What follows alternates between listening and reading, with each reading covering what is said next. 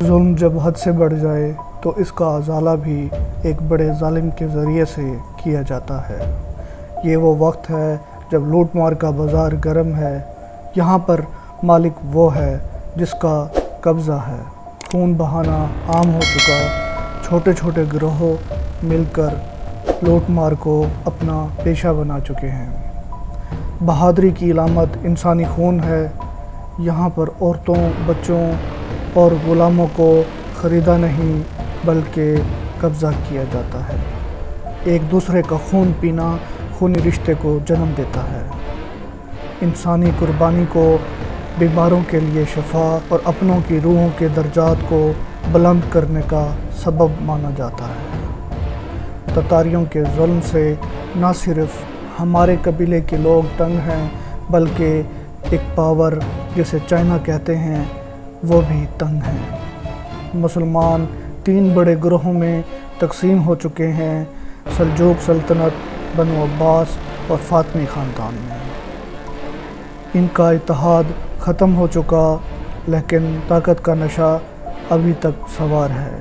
ایمان بھی ہاتھ سے جاتا رہا، صلیبی بھی اپنے ناپاک ارادے لے کر مسلمانوں کو اندر سے کھوکھلا کر رہے ہیں۔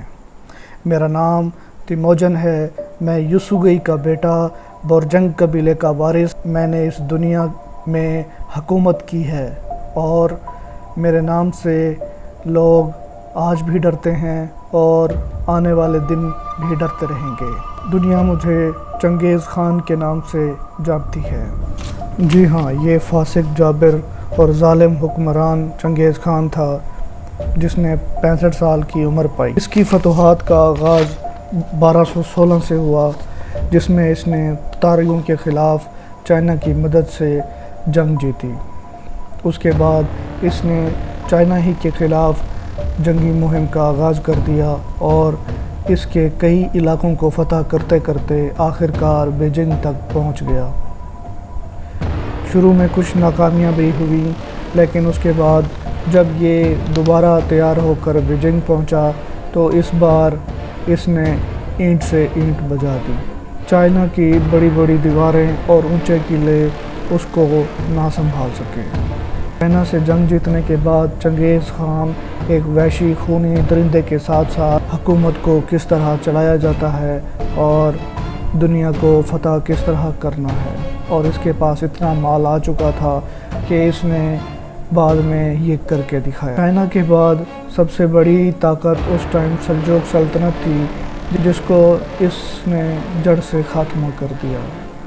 اس نے 1 کروڑ 20 لاکھ مربع کلومیٹر تک کا علاقہ فتح کیا اور اس وقت 40 ملین لوگوں کو قتل کر دیا جو اس ٹائم کل آبادی کا 11% تھا۔